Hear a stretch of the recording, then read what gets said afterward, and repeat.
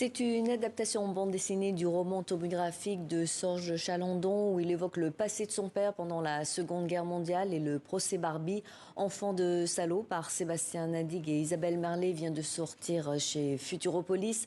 Bonjour Sébastien Nadig, merci de nous avoir rejoints. Avant de commencer notre entretien, je vous propose de regarder la bande-annonce de votre BD. Merci.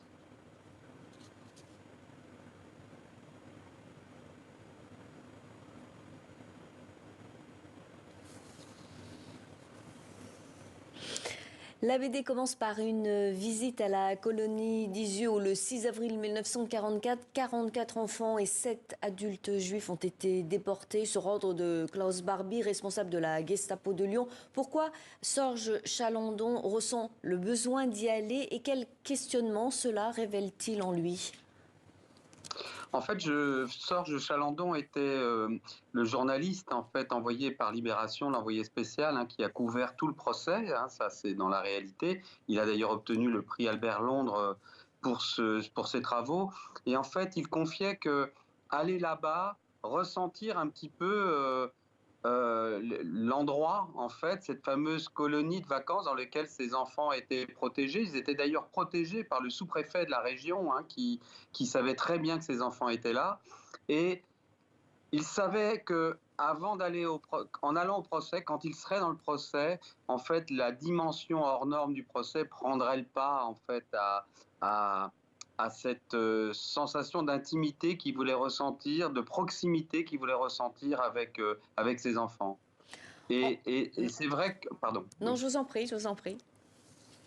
Et pour répondre à la deuxième partie de la question, c'est vrai que en allant là-bas, il se confronte au passé de son père qui se prétend résistant à ce moment-là et qui souhaite assister au procès Barbie et lui-même en fait s'interrogeant un petit peu sur le parcours de ce père au destin dont il va découvrir que son destin est beaucoup plus trouble en fait que celui raconté par son père, un père qui aurait fait la guerre du mauvais côté, comme lui avait dit son grand-père, qu'il avait endossé l'uniforme allemand et donc qui était finalement un traître finalement à la France. Donc c'est tous ces souvenirs personnels qui viennent un petit peu se heurter, percuter un petit peu la grande histoire.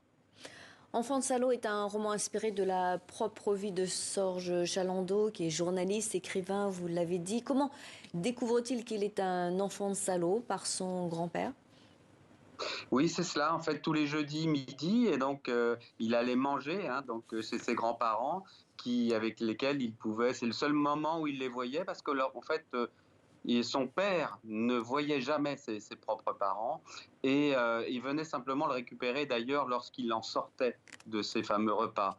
Et la dernière fois où il va d'ailleurs voir ses grands-parents, c'est lorsque justement son grand-père va lui révéler que lui, il l'avait vu place Bellecour à Lyon sous uniforme allemand, son père, donc son fils, le fils du grand-père, donc je sais plus, je finis par m'embrouiller, mais enfin vous suivez, je pense, et en fait lui disant, bah voilà, ton père a fait la guerre du mauvais côté, tu es un enfant de salaud.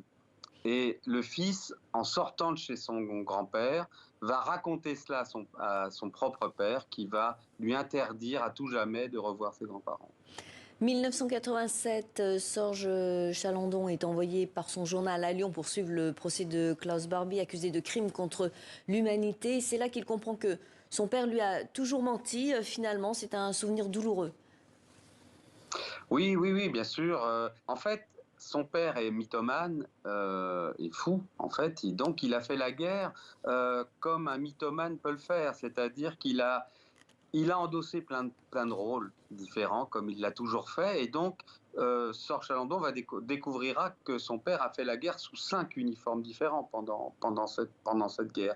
Et il se souvient très bien que pendant le procès, comme son père est imprévisible, il craignait que dans des moments dramatiques, alors que lui-même suivait le procès en tant que journaliste, que son père intervienne carrément au cours du procès. Donc c'était tout à fait particulier comme atmosphère.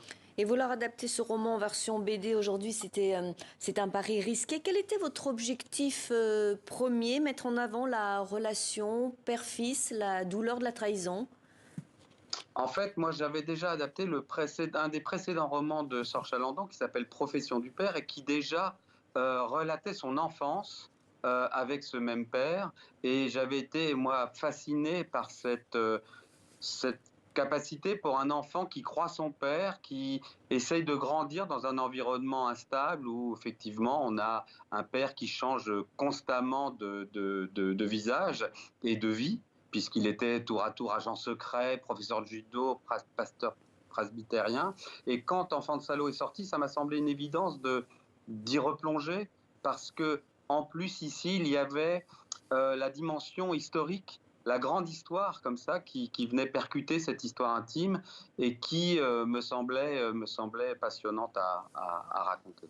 Merci beaucoup Sébastien Nadig pour cet Merci. entretien. Et je rappelle que votre BD Enfant de salaud, d'après le roman de Sorge Salandon, vient de paraître aux éditions Futuropolis. Merci d'être venu sur le plateau de TV5 Monde, d'avoir été avec nous.